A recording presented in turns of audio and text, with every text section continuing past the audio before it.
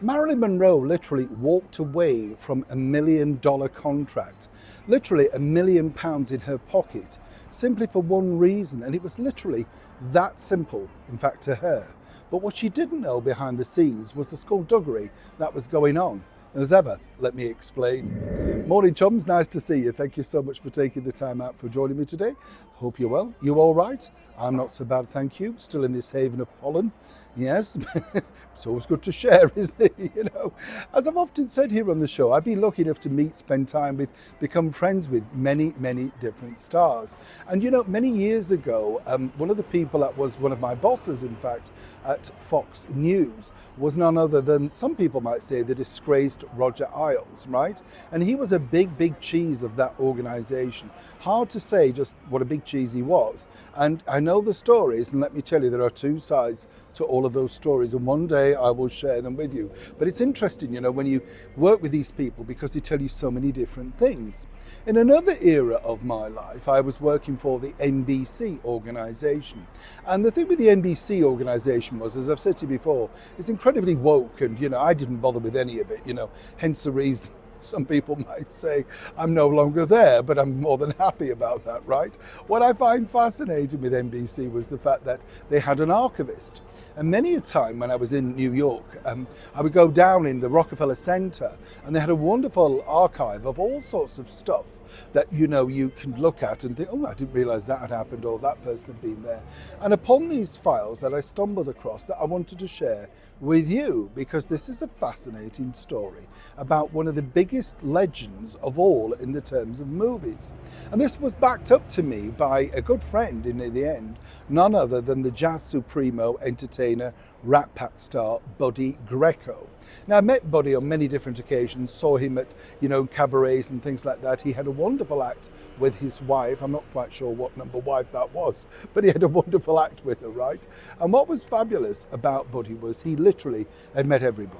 In fact, he was the man that was pictured for the very final time the previous weekend before her death with Marilyn Monroe. And he told me some fabulous inside stories, which I will share with you later at some point, about exactly his thoughts regarding the Kennedys, Marilyn, and all of that story. But this particular story, he backed up for verification. You see, way back in 1960, Marilyn was in a bit of a doldrums, right? And she'd finished The Misfits, she'd done Let's Make Love. And more importantly, they were sort of cited as box office bombs. They did make money, but they weren't making as much money, say, as The 7-Year Itch or How to Marry a Millionaire. But this was 10 years down the line. People get known, for what they are known for. And she was known for playing the dumb blonde. And in the 60s era, that was slightly changing, as her co-star in Let's Make Love, Frankie Vaughan, pointed out to me. So what was interesting was Marilyn, way back in the middle 50s, much to the consternation of her studio, 20th Century Fox, had decided to enroll for the Actors Studio in New York City. This was run by none other than Lee Strasburg. Some might say an opportunist, others might say a brilliant director. And the idea of the method was that you had to find the inner method about, say, if you're playing a firefighter or a First World War hero, what the emotions they would go through. A lot of people thought it was a lot of claptrap, including the director that I met, the brilliant Billy Wilder, who said that Marilyn, during the making of The 7-Year Itch and Some Like It's Hot, basically he said she just had a natural flair for comedy. She knew where the comedy was, she didn't need to be told. But for some explicable reason, she got herself embroiled in the Lee Strasberg Actors Studio. And for many years she went there, raising a lot of money for benefits, and that of course had a huge catalogue of stars that suddenly wanted to be part of it. Marlon Brando, Eli Wallach, there were so many people that really thought Lee Strasberg was almost the second coming. The reason why Marilyn Monroe decided that she wanted him was the fact that she felt he could turn her into a serious actress.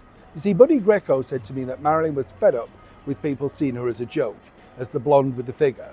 He pointed out that also he knew, and she knew, that she was heading towards 36, which was a very dangerous age to be a blonde in Hollywood, particularly when you are based on your figure. But as he said, she looked terrific.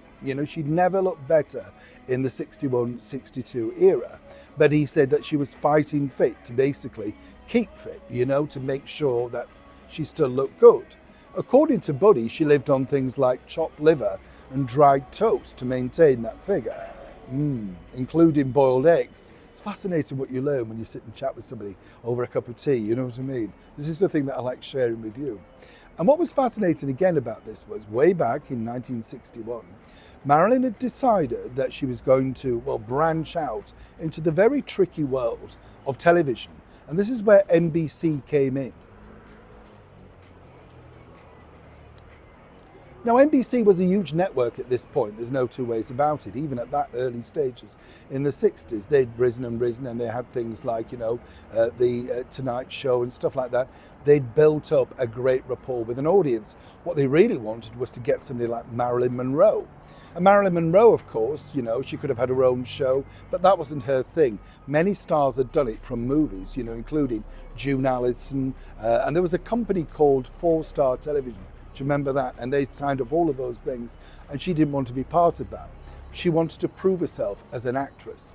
And the idea for Marilyn was to come on, literally television with a part that she felt really would sort of silence the critics. This was going to prove that she was more than just a pretty face. The thing that she chose was none other than Rain by Somerset Maugham. You know the film? Miss Sadie Thompson, played in the silent era, of course, by Gloria Swanson and also Joan Crawford, and then, of course, brilliantly by Rita Hayworth. Marilyn was going to give her own take on this, so much so that apparently Somerset Maugham was delighted with the idea that she was going to come on board. Now, here's where this gets really interesting, and this is what was in the files, and backed up by, of course, Buddy Greco, because he was going to be the counter-signature for this particular contract. Now, what was interesting was they needed a lot of money because Marilyn wanted a lot of money. In today's money, around about $1 million. She thought nobody would come up with this money. But Revlon Cosmetics did decide that they think it was worth backing this particular groundbreaking production. And what was interesting was that not only would Marilyn wear that makeup on air, but she would appear in some of the ads also. And it's really what we now consider to be influencer branding, this sort of thing.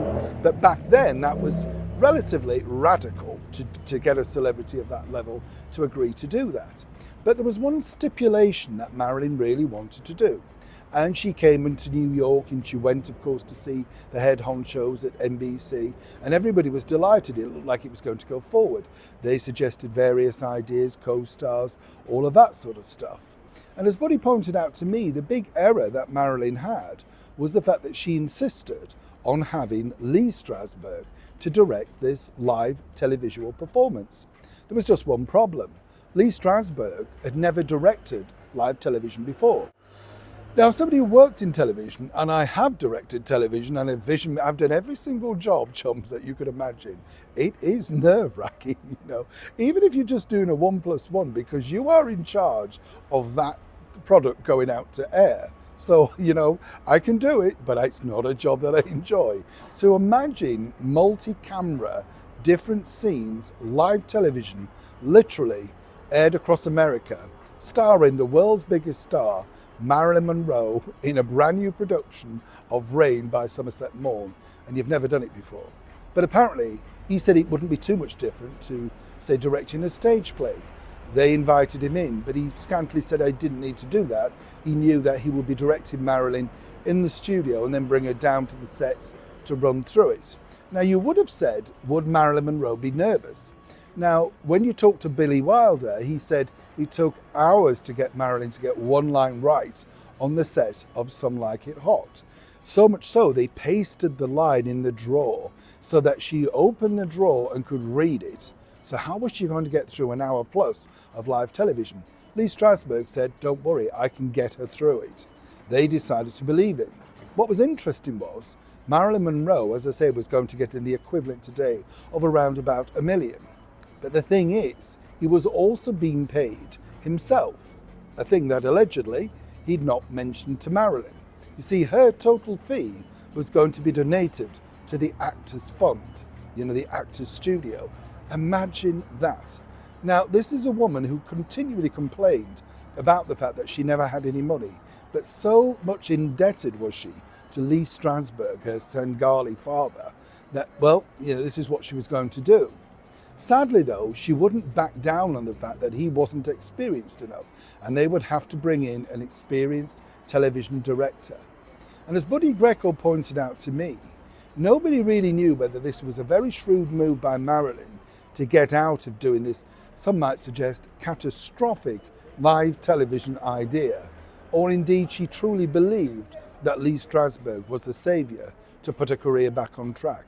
Either way, the contract, the NBC deal and everything associated with it suddenly fell apart. And let's not forget, of course, that Marilyn and Lee didn't exactly see eye to eye further down the line, although he did end up with the bulk of her estate when she sadly passed away. Many suggest this is because she hadn't updated her will. Of course, he and subsequently his new wife went on to live very well out of that particular association. But that's truly how Marilyn Monroe lost £1 million deal via NBC, via Revlon. And she desperately wanted this because apparently she was so angry that Elizabeth Taylor had managed to secure £1 million deal from her studio, 20th Century Fox, to film the infamous Cleopatra. This was going to be her, well, slapback. Sadly, it wasn't meant to be. Neil Sean in the very heart of London.